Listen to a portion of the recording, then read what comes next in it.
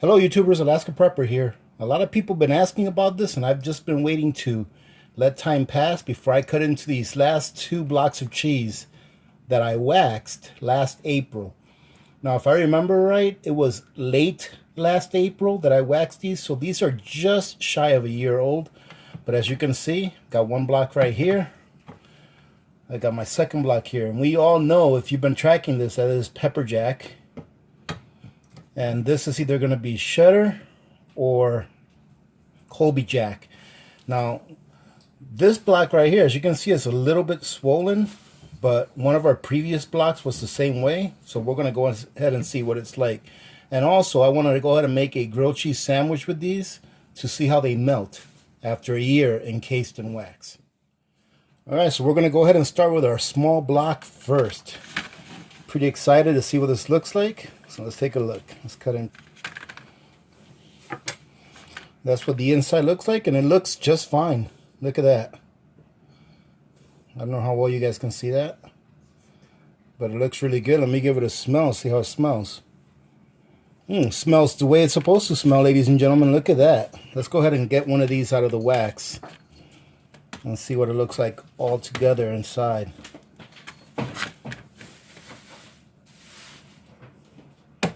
And for those of you that haven't been following this, if you guys would like to see the initial waxing of the cheese, I'll go ahead and leave a card to that video.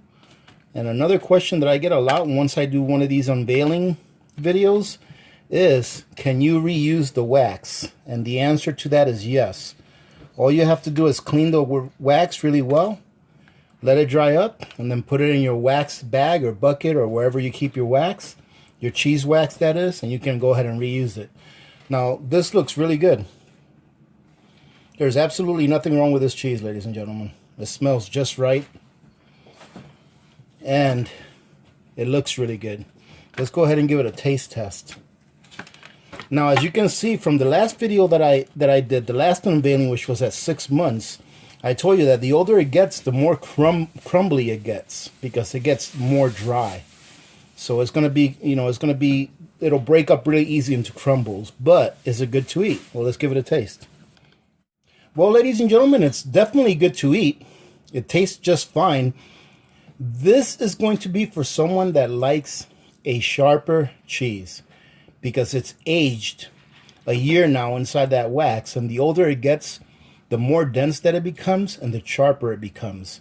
However, if you're looking to preserve cheese just in case it's not available, period, then there's a lot of things that you can do with cheese that even people who do not appreciate a sharp cheese would still enjoy. Like, you can use some of these cheese for making mac and cheese or for mixing it into salads and things like that. All right, so this is good to go. Pretty excited that came out good. Now, this one right here is going to be the big one that I'm very curious about. I'm going to see if I can just get the whole block out of there instead of breaking it in pieces. It's like some moisture still came out of that. Well, let's see what it looks like inside. It looks like there was moisture trapped inside of this. I'm going to smell it, see what it smells like. And it smells fine, to tell you the truth. It still smells like cheese.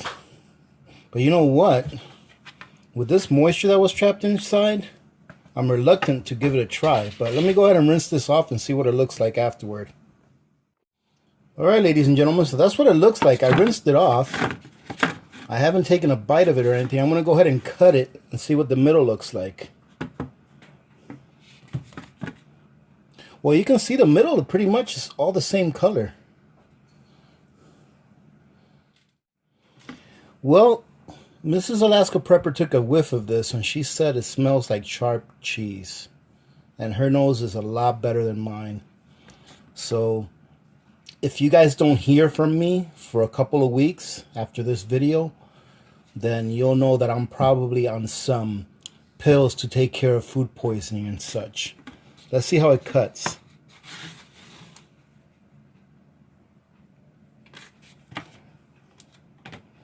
It's crumbly, just like the other one. You see that? Look at that.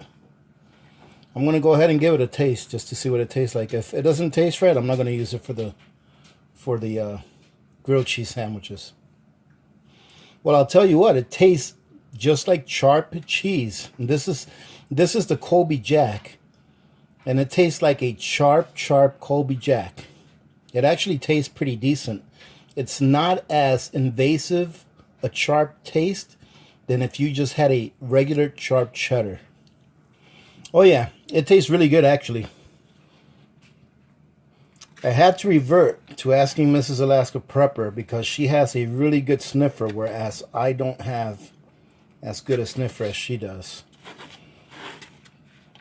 So we're going to go ahead and take this, ladies and gentlemen. We're going to go ahead and make a grilled cheese with some of this cheese. See how it melts. That'll give you an idea of how it will melt if you want to make other things with it.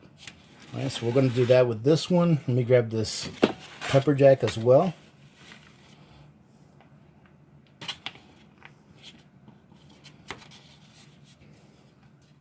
Now I know, ladies and gentlemen, some of you may be saying, oh my goodness, you're crazy, but the thing is that this actually tastes really good. And after confirming with my wife that it does smell like cheese to her, then I feel pretty comfortable with eating it, especially after I tasted it, because it tastes just fine. So, hey, I have something to show you before I go ahead and do my grilled cheese sandwich. Now look at these, ladies and gentlemen. I cooked these this morning.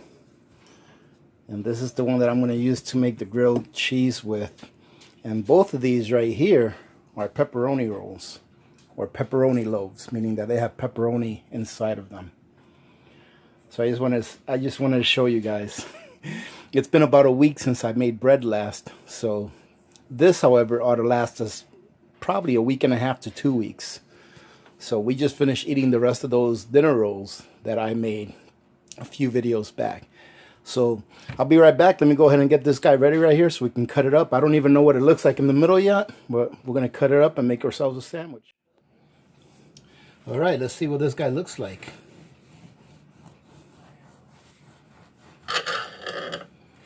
Oh, very nice. Very nice sandwich bread. Look at that. That is perfect. It's nice and fluffy and springy.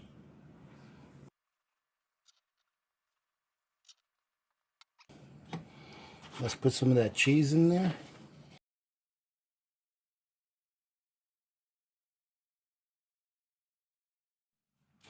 All right, ladies and gentlemen, so it looks pretty good so far. Let's cut it in half and see what it looks like. And then give it a little taste test and see what the cheese actually tastes like. Let's see. Not sure if you guys can see.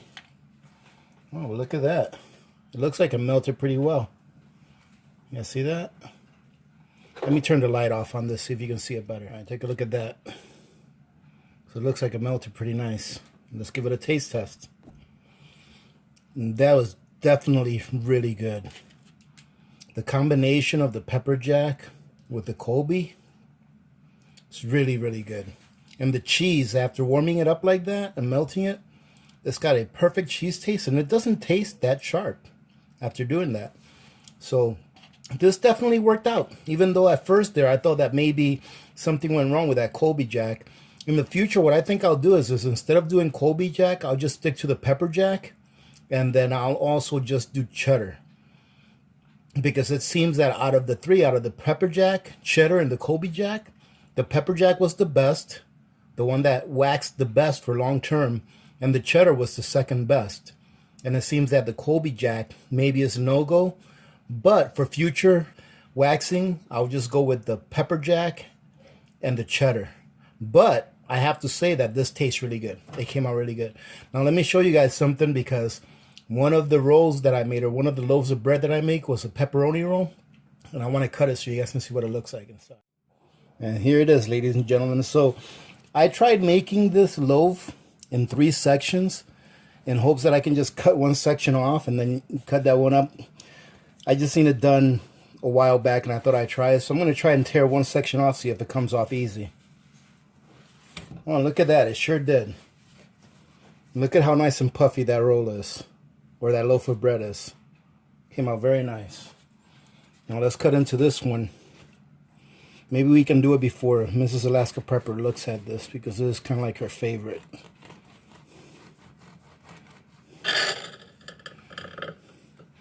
Uh-oh, it's a blank. Oh, look at that. It's a smiley face. I guess I have to work on distributing the pepperoni around more, but that's what it looks like. I mean, that would be really nice for making a grilled cheese sandwich as well, with some pepperoni already in it. And like I said, oh, ladies and gentlemen, the recipe that I used for this loaf of bread was the same recipe that I used for the dinner rolls that I made last time. If you guys saw that video, I just made a double batch and it ended up making me 3 loaves. And it's really nice and springy. It makes like the perfect, you know, the perfect sandwich bread. It's nice and springy, and you saw how nice it fried up when I did the grilled cheese sandwich on the other one.